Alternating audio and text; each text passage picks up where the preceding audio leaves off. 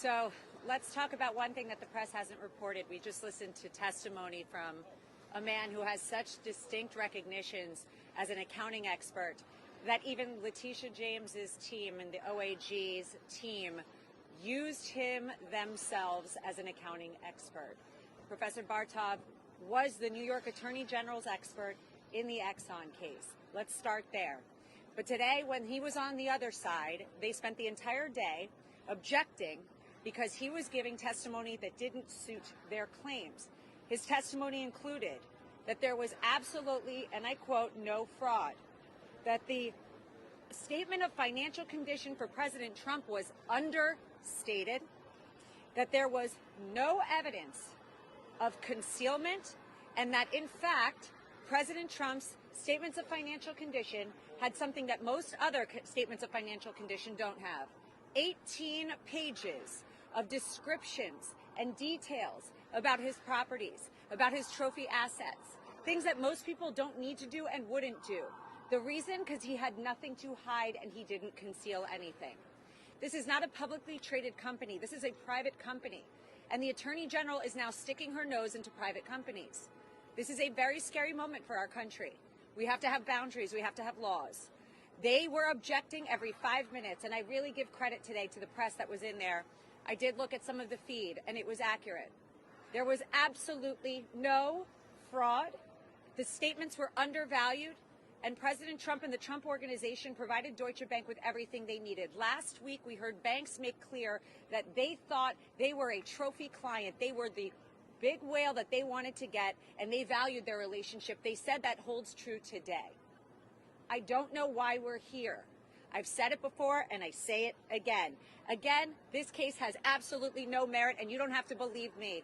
A man that gives the Nobel Executive Committee recommendations on accounting and who should be recognized in accounting, that man that just sat in there for the entire day, made it very clear and had words with the AG and said, you should be ashamed of yourself. And I say it too. You should be ashamed of yourself. Thank you. I'm not going to speak about privileged information. At this time, the president is looking forward to taking the stand and once again making clear that he cooperated, he performed on his loans, they were paid ahead of schedule in some instances, always on time, and he was never in default. But somehow Ms. James needs to fulfill her political promise, so we're here and he'll be addressing all of that on Monday. Don't forget, though, he's going on Monday with the judge's gag order still in place, so he can't speak about certain things. He has to be so careful. That is so unconstitutional, in my opinion. We have First Amendment rights, we have rights as attorneys, Sixth Amendment rights, and those are all being violated. And he still wants to take the stand, even though my advice is, at this point, you should never take the stand with a gag order. But he is so firmly against what is happening in this court and so firmly for the old America that we know, not this America, that he will take that stand on Monday. What can we expect on Monday? The same as we've heard. The same as we've heard from experts. He will clarify it. He will open himself up to whatever they want because he's not afraid. People that are afraid cower. President Trump doesn't cower. We'll be back on Monday with that, and tomorrow we'll hear more testimony from this incredibly intelligent man. I think he made it clear. It's more frustration that we have wasted time, that they are doing election interference. This is a tactic that we've seen time and time again. This is not the first or last of it, and we're going to have to deal with it in all the other trials. But I really hope this is a lesson to those other AGs and DAs out there trying to make a name for themselves off of President Trump's back. If you're going to do it with garbage claims, it's going to come out because there are experts willing to put their heads out, willing to put their necks out, and willing to say that this is garbage. And we heard that today, the entire day, and we will hear that well into tomorrow.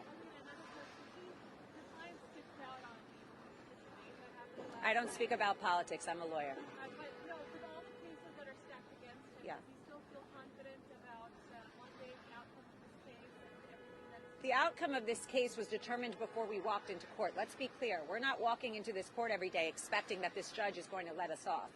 We already see what's happened in this court. This judge made his determination on summary judgment before we even walked in, before an expert took the stand.